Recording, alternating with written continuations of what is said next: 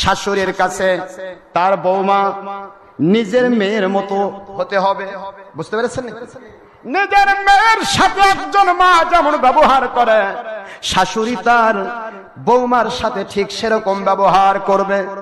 এক্ষেত্রে যদি একটু কম বেশি করে তাহলে তার মেয়ের উপর জুলুম শুরু হবে। একদিকে অন্যের মেয়েকে সে জুলুম করবে, আরেকদিকে তার মেয়ের উপর আল্লাহর কুদরতি ভাবে জুলুমের ব্যাপার ঘটবে। মেয়ে যদি না থাকে, তার বেটার বউকে যেমন সে কষ্ট দিচ্ছে, অনুরূপ ভাবে আমার আল্লাহর কুদরত তাকে কিয়ামতের দিন কষ্ট দেবে। নাউজুবিল্লাহ বলেন। একজন ছেলের বউ তার শাশুড়ির সাথে, তার শ্বশুরের সাথে যেমন তার মায়ের সাথে তার বাবার সাথে ব্যবহার করেন, ঠিক ওই ব্যবহারটাই দেখাতে হবে। মা বাবার সাথে ব্যবহার করলে যে সওয়াব হয়, এই পরিমাণ সওয়াব ওই বেটার বউ পেয়ে যাবে। কিন্তু একটু যদি এদিক সেদিক করেন, কোন মহিলা নিজের, এখন বাংলাদেশে দুইটা পর্ব হয়ে গেছে। স্বামী শাশুড়ির আন্ডারে যদি বৌমা থাকে, শাশুড়ির পক্ষ থেকে বৌমার উপরে জুলুম করা হয়। কিছু ফ্যামিলি আছে, কথা কন না কেন? আবার কিছু ছেলে সন্তান টাকা পয়সা উপার্জন করে, মা বাবা তাদের আন্ডারে থাকে। এই জন্য সন্তানের বউ, বেটার বউ আবার মা বাবার উপরে, শ্বশুর শাশুড়ির উপরে নির্যাতন করে। আমি পায়ে হাত দিয়ে বলবো, জুলুম কেউ কারো উপর করা যাবে না। ইন্নাল্লাহা লা ইয়াহদিল কওমাজ জালিমিন। আল্লাহ বলেন, আমি জালিমদেরকে হেদায়েত দান করি না। আর হেদায়েত যারা পায় না তারা জাহান্নামে যায়, তারা জান্নাতের গন্ধ পায় না। আল্লাহু আকবার বলে। এই জন্য জুলুম করা যাবে না।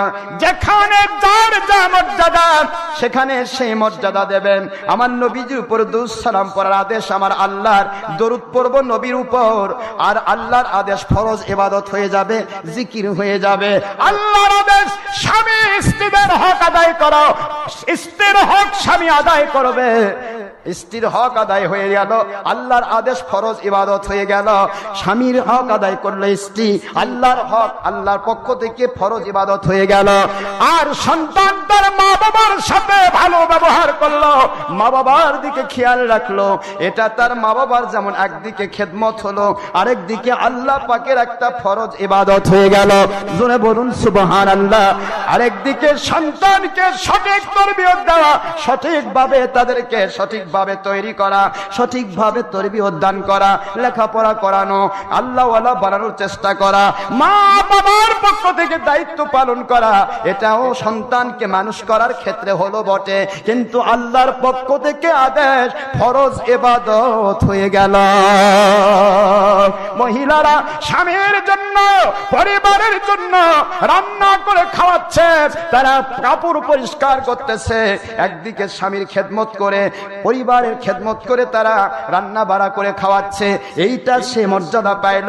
অপরদিকে আল্লাহর হুকুম ফরজ ইবাদতের সওয়াব পাইল, নবীজির সুন্নাত 100 শহীদের মর্যাদা পেয়ে গেল। আর স্বামীরা তারা বাইরে কাজ করবে, ওই কাজ করে টাকা পয়সা উপার্জন করে বাড়িতে নিয়ে আসতেছে, টাকা পয়সা বাড়ির জন্য খরচ করতেছে, স্ত্রীর জন্য, সন্তানের জন্য খরচ করতেছে।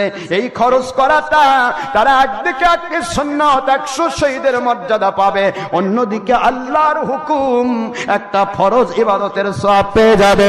আর তাদের প্রত্যেক লোকমা, যতগুলি ফ্যামিলি মেম্বার খাবে, প্রতি লোকমা সদকায়ে জারিয়ার সওয়াব তারা পেয়ে যাবে।